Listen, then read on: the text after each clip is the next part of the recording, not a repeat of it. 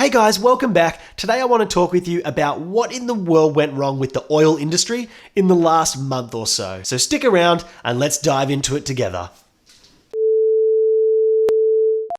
So to give you the bite-sized version before we get right into it, the coronavirus hit so aggressively and so quickly that we all got forced into lockdown really suddenly, and really it was unforeseeable. So not only are we now in lockdown, but just before the lockdown, everything was business as usual. Up to a few days before the lockdown, business as usual. That means production, the amount we use, the amount we need, all of that stuff was business as usual, and it went from 100 to 0 really quick. Now, if you think about the impact that can have, no industry could have possibly prepared for this situation because it's never happened before. And the problem was the rate that we went from full consumption, normal daily lives, to zero consumption, or not really zero, but you get the idea. We're all in lockdown. Now, just before the lockdown, the world was producing about 100 million litres of oil per day. Now that is some serious numbers. And if you look at this chart, it shows you the oil consumption growth over the last few years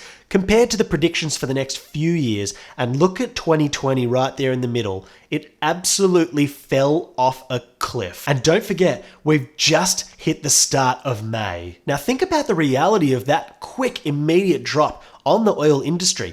We're no longer driving cars, we're no longer flying around on holiday or for work, we're no longer going on ships, we're definitely not going on cruise ships at the moment because we've all seen the problems there, and we're only at the very beginning. We don't even know how long this lockdown will last. We don't know how long it will be before some people start going back to work or before all people start going back to work. So it's a really difficult landscape to be prepared for and to prepare for. And if you want to add one more crazy layer to the problem, by May, which we have just entered, they are predicting that the US will run out of storage room for oil completely. It sounds crazy, right? And it's a pretty simple solution, you would have thought. Just stop producing oil. Leave it as is, and hopefully slowly the consumption will pick up, we'll start to use up our supply of oil, and things will slowly go back to normal. Pretty simple, right? Wrong. And just by the way, when I say wrong, I don't mean that simple solution is wrong, because it is actually right. But the reality of it is it's not going to happen. It's a really complex issue, and to way oversimplify it, there are so many people who will lose their jobs if they stop producing oil. They estimate that around 10 million people are employed directly or indirectly by oil companies and the oil industry. And those people go out of a job when production stops. And that's not to mention the good old battle of fisticuffs that the biggest oil production nations are having with each other right now. They are all vying for the number one spot. Who is the lead producer of oil for the world? And it's a title that was always held by Saudi Arabia and Russia, but in recent years, the US is trying to climb to the top of the tree, and they're having quite a lot of success doing that, and it's created a good old standoff where both of those countries have decided, we're not going to stop production. In fact, we're going to ramp up production in a bid to try to put other companies out of business and be the leader of the production of oil for the world. Sounds ridiculous, yeah? Well, it is ridiculous because it's not the right time to be playing those games. And it was only very recently when those three countries agreed to produce 10 million litres less oil per day, which is the biggest cut in the history of the oil industry. And the craziest part of that is, even though they are cutting 10 million litres per day, analysts believe that that is nowhere near enough.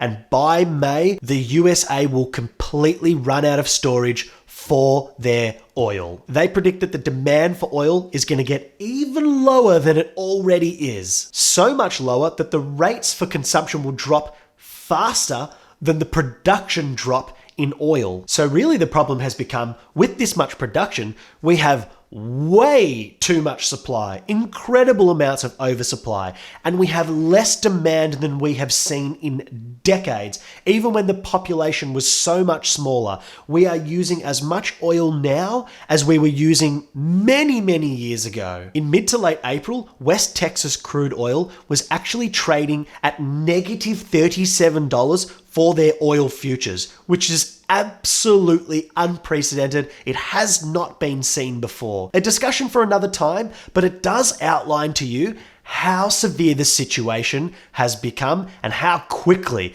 it came about. Now, another issue that has arisen in these times of madness in the oil industry is they predict that hundreds of oil companies could potentially go completely bankrupt in the future. This is due to oversupply, lack of demand, oil prices being so low, which makes it really hard to make a good profit on oil compared to what they've been making in the past. And that's not to mention that just before this crisis, a lot of these smaller companies took on an enormous amount of debt when everything was moving just fine. So to go back and summarize everything for you, because it really is a very detailed and developed situation, and you will need to do a lot of your own research and homework to understand the full picture. Even I don't understand the full picture. It is an incredibly complex system. But to simplify it for you, very, very suddenly, this coronavirus pandemic hit, which forced an enormous amount of people to stop consuming oil that they would normally be consuming, which has created a huge problem of under demand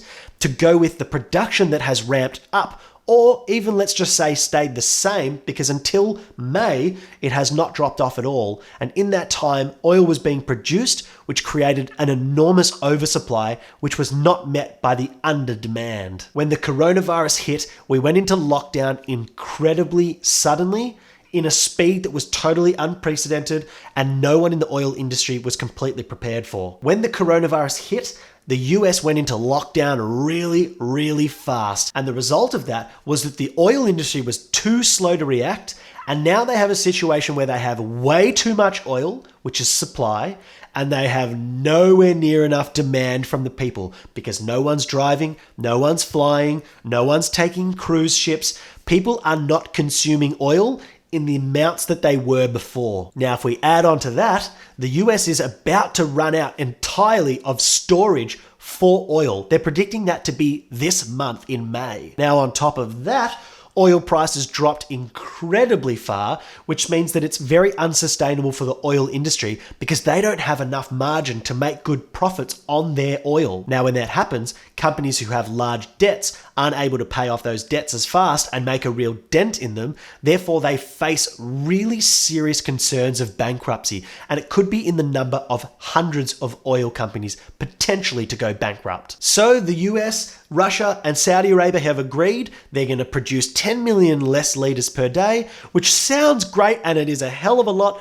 but some of the analysts predict that it's not going to be anywhere near enough. They predict that consumption and demand will actually go down even further, and production will be growing too fast, even at that rate, for the demand, and the US will completely run out of storage, and who knows what's going to happen to the other countries as well. I know, it is a really, really heavy topic. There's a lot going on at the moment. It's a very complex system, but at the end of the day, what we need is to get rid of this coronavirus as quickly as we can, stay in lockdown. Let's get the world back up and running so that things can return to normal and everything can start to balance itself out again. And most importantly, let's just hope that everyone gets healthy, because that should be concern number one. All right, guys, thank you so much for joining me today. I really, really appreciate it. Please do like this video down below. It means a hell of a lot to me, and it really helps grow my channel because the YouTube algorithm absolutely loves when you guys like and comment on the video. So please do that. Subscribe while you're down there if you want to see more of the things that I've got coming out. And until next time, I'm Dan, and you've been Dansplained. See ya!